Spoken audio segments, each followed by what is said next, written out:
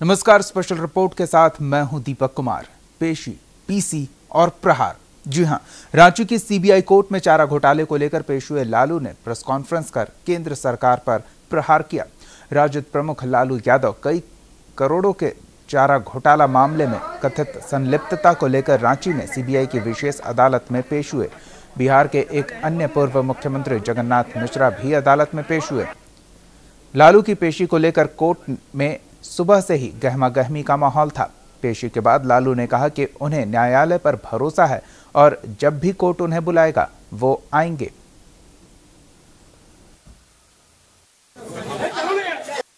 अभी जो RC 64(a)96 में जो भी एक्यूज है सबको फिजिकल अपीयरेंस का आदेश हुआ था। उसी के तहत आज लालू जी भी कोर्ट में आए अदर एक्यूज के साथ में, और माननीय न्यायालय ने सुप्रीम कोर्ट के आदेश के आलोक में उनको बताया कि आप पर जो उच्च न्यायालय के माननीय उच्च न्यायालय के द्वारा जो 3 को कहा कि 9 महीना के अंदर ट्रायल को पूरा करिए। ये समान रूटीन प्रक्रिया है। ये आज का जो उपस्थिति है, हम लोग का बुलावा है, तो हम लोग हाजिर हुए, आदर करते हैं कोर्ट का। तो जब जब कोर्ट बुलाएगा तब तब आएंगे, और कोर्ट पर हम लोग को भरोसा है, और कोर्ट से हमको अंतिम न्याय मिलेगा, हमारे पक्ष में होगा।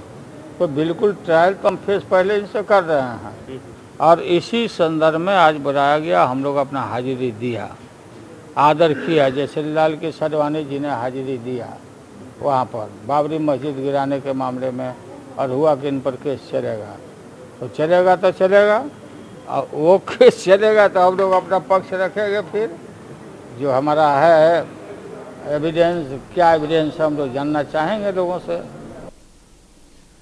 चारा घोटाला के मामले में लालू यादव बेल पर बाहर हैं। उनकी चुनाव लड़ने की पात्रता भी खत्म कर दी गई है। झारखंड के दुमका कोषागार से जुड़े 3.90 करोड़, डोरंडा कोषागार से 184 करोड़ और देवघर कोषागार से 97 लाख रुपए निकासी के मामले में रांची की सीबीआई कोर्ट में लालू की पेशी के बाद बिहार में भी सियासी बयानबाजी दिखी। पिछले दिनों से लालू जी सजा याफ्ता होने के बावजूद भी कहीं न कहीं अपने आप को ये साबित करने में लगे थे कि मैं निकल चुका हूँ, पर उनको ध्यान में नहीं था कि 4 साल 3.5 साल सजा भुगत चुके हैं, और अभी तो एक मामले में आपने सजा भुगती था। तो कोर्ट का ट्रायल जब शुरू होगा तो अभी तो कई मामले हैं, अवैध निकासी का, घोटाले का। ये सारे मामले तो निश्चित रूप से लालू जी का आगे का भविष्य तो कहीं न कहीं तो जेल के ही दरवाजे के अंदर नजर आ रहा है। ये 1997 का केस है। इसमें हाई कोर्ट से इन्हें बरी कर दिया गया था।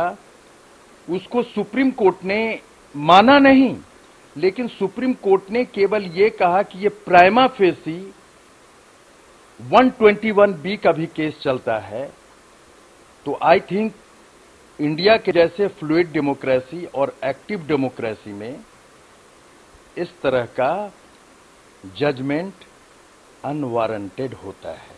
मैं नहीं कह रहा हूं कि सुप्रीम कोर्ट गलत है, लेकिन ये जस्टिस को जरूर डिले कर रहा है, और डिलेड जो जस्टिस होता है वो किसी न किसी पार्टी को सफर करना पड़ता है। चारा घोटाले में सीबीआई कोर्ट में पेशी के बाद लालू यादव ने प्रेस कॉन्फ्रेंस में अलग अलग मुद्दों पर बात रखी। इस दौरान उन्होंने जमकर केंद्र सरकार पर हमला किया। वहीं मंदसौर में किसानों के आंदोलन को लेकर कृषि मंत्री पर निशाना साधा, तो झारखंड की कानून व्यवस्था पर भी सवाल उठाए। बोलूं, इसको हमारा सेक्रेटरी था सुशील कुमार मोदी, ये बोला है सुशील मोदी कि लालू यादव रैली नहीं कर पाएंगे, जेल जाएंगे। इतना घबराया हुआ है सब रैली से, तो उसमें है कि शिविर में हम लोगों ने तय किया राजगीर में कि भाजपा हटाओ, देश बचाओ। इस देश को इमरजेंसी जैसा स्थिति पैदा कर दिया है। ये बिल्कुल हमारा आंदोलन हमारा छिट गया। हम सब लोगों को बुलाए हैं, समान विचारधारा के लोगों को, और लगभग 14 तारीख को हम दिल्ली जाएंगे।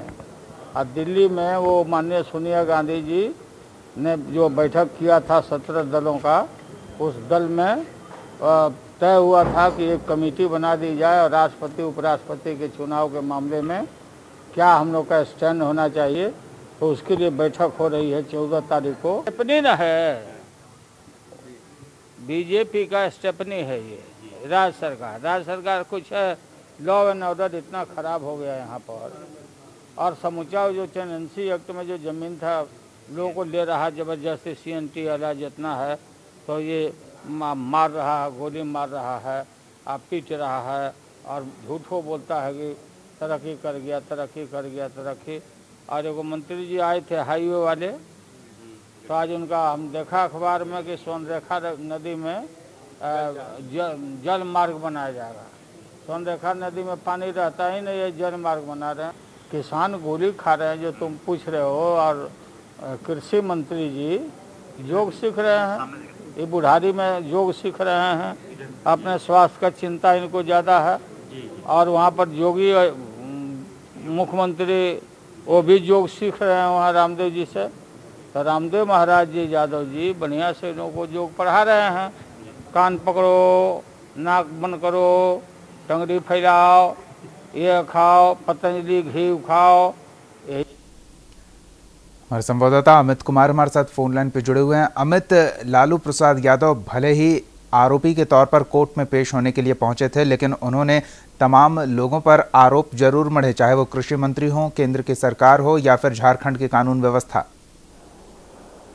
देखिए दीपक, साफ है कि इसके पहले भी जब भी लालू प्रसाद यादव को घेरने की कोशिश हुई है, इस अंदाज में वो मुखर रहे हैं। वैसे आज जब झारखंड में वो पहुंचे थे, विशेष अदालत में पेश हुए थे, दरअसल कानून अंतर्गत उन्हें सशरीर वहां पहुंचना था, लेकिन जिस अंदाज में उन्होंने एक बार फिर बीजेपी के खिलाफ हुंकार भरा, उन्होंने उस किसान आंदोलन की बात कही। उन्होंने एक बात जरूर दीपक, जिसने इसके पहले भी अगर आप देखें कि जब आयकर के छापे दिल्ली के उनके लोगों कई ठिकानों पर पड़े थे, उस दौरान लालू प्रसाद यादव कुछ इसी मुखर अंदाज में अपनी बात उन्होंने रखा था, और उन्होंने सवाल उठाया था केंद्रीय नेतृत्व पर, सवाल उठाया था उन्होंने उनके काम करने के तरीके पर। लेकिन आज भी जब वो झारखंड में थे, कुछ उसी अंदाज में वो उन्होंने कहीं ना कहीं पलटवार किया जी, लेकिन उसका रिएक्शन पटना में भी देखने को मिला। क्या राजद सुप्रीमो जिस प्रकार से लगातार कई मामलों में घिरते जा रहे हैं, क्या उससे राजद कमजोर होगा? क्या राजद की आगे की जो रणनीति है वो कमजोर होगी? लेकिन जिस अंदाज में उन्होंने आज एक बार फिर झारखंड में विरोधियों के खिलाफ अपनी बात रखी, उससे साफ है कि वो एक संदेश देना चाहते हैं और एक बड़ा जनमत के अपने पक्ष में करने की वो कोशिश में जुटे हैं। जाहिर तौर पर आज फिर कुछ उसी अंदाज में उन्होंने हमला बोला है। लेकिन ये भले एक कानूनी प्रक्रिया है, लेकिन आरजेडी के नेताओं ने जिस तरह से इस पूरे मामले को रखा, यानी उन्होंने एक संदेश, भले ही उन्होंने न्यायपालिका पर कुछ भी ज्यादा बोलने से इतराज किया, उसने उस अंदाज से नहीं रखा, लेकिन अप्रत्यक्ष तौर पर उन्होंने जरूर ये टिप्पणी की, ये जो पूरी काम यानी जो पूरे एक प्रक्रिया चलाई जा रही है, ये राजद सुप्रीमो लालू प्रसाद यादव के खिलाफ चलाया जा रहा है। सरकार की मंशा साफ है कि वो इन्हें किसी भी तरह रोके। तो जाहिर तौर पर दीपक, इसके आगे सियासी कई तरह के परिणाम होंगे, लेकिन जो एक संदेश लालू प्रसाद यादव ने आज साफ झारखंड से दिया, मामलों के बाद आगे भी और भी मुखर होगा। और दूसरी तरफ उन्होंने एक बार फिर कहीं न कहीं केंद्र के खिलाफ बिल्कुल फूका है, किसानों का मुद्दा उठाया, उन्होंने उन तमाम मसलों को उठाया। जाहिर तौर पर राजनीति में कई रंग है, और लालू प्रसाद यादव बखूबी जानते हैं कि उन्हें किस प्रकार से आगे बढ़ना है। जी, हमारे संवाददाता ओम प्रकाश भी हमारे साथ फोन लाइन पे जुड़े हुए हैं। ओम प्रकाश, लालू प्रसाद यादव रांची पहुंचे, पेशी के लिए तो गए ही, लेकिन प्रहार भी किया तमाम विपक्ष पर, खासकर राज्य सरकार पर, केंद्र सरकार पर, कृषि मंत्री पर, और इसके अलावा आने वाले वक्त में झारखंड में बड़ी मौजूदगी आरजेडी की ओर से दर्ज कराने का भी दावा ठोका है। जी दीपक, देखा जाए तो झारखंड में राजद का वजूद फिलहाल तो एकदम खत्म सा हो गया है, लेकिन यहाँ पर फिर से पार्टी में एक नई जान फूंकने को लेकर लालू प्रसाद की कवायद काफी काम आएगी। उनके नेताओं में उनके आने से उनके नेताओं में, उनके पार्टी के कैडरों में एक नई ऊर्जा का संचार हुआ है, और तमाम विपक्ष के बड़े नेता भी आज उनसे मिलने, लालू यादव से मिलने पहुंचे। लेकिन देखा जाए तो, और वो विपक्ष को एकजुट कर एक मंच पर लाने की भी उनकी योजना है। तो कहीं ना कहीं रघुवर सरकार को भी ये आने वाले दिनों में सोचना होगा कि जो आने वाले दिनों में चुनाव है उसमें कैसे परिणाम देखने को मिलते हैं। वहीं लिट्टीपाड़ा के चुनाव का भी उन्होंने हवाला देते हुए कहा है कि जिस तरह से लिट्टीपाड़ा में विपक्ष एकजुट होने से बीजेपी को गहरा आघात लगा और पार्टी जो है वो बैकफुट पर नजर आई।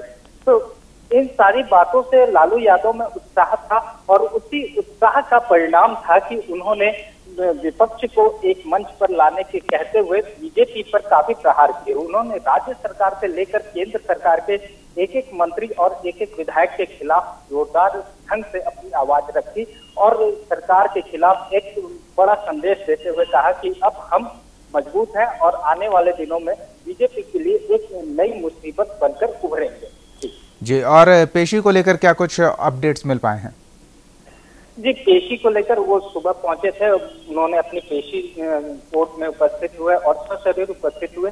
जमानत हालांकि पिछले दिनों उन्हें पहले ही मिल चुका था, तो इस वजह से उन्हें जमानत की अर्जी का कोई ये नहीं था, औचित्य नहीं था इस बार। कोर्ट में सिर्फ उन्हें सशरीर उपस्थित होना था, जो वो आज उपस्थित हुए। वहीं न्यायालय के सम्मान में उन्होंने कहा कि न्यायालय का वो सम्मान करते हैं और न्यायालय जब भी उन्हें बुलाएगा वो बिना कुछ ये किए वो न्यायालय के पास आएंगे और न्याय की व्यवस्था पर अपना पक्ष जरूर रखेंगे और न्याय पर उन्हें आस्था है। इस तरह की बातें उन्होंने कही। वहीं उन्होंने आडवाणी जी और उमा भारती को लेकर भी बयान दिए कि वो लोग भी उन्हें भी कोर्ट के शरण में जाना पड़ रहा है, कोर्ट उन्हें बुला रहा है तो वो भी जाते हैं।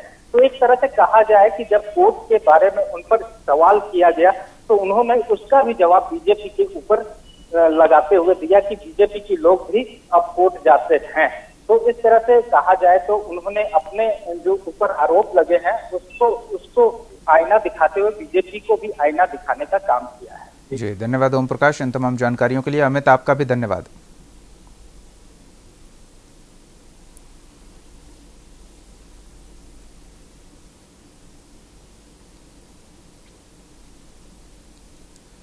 आप हमारे चैनल को YouTube पर सब्सक्राइब कर सकते हैं न्यूज इंडिया निम्स पर। इसके अलावा आप ट्विटर पर भी हमें न्यूज इंडिया 17 पर फॉलो कर सकते हैं। फेसबुक पर आप newsindia.nimsuni पर हमें लाइक कर सकते हैं।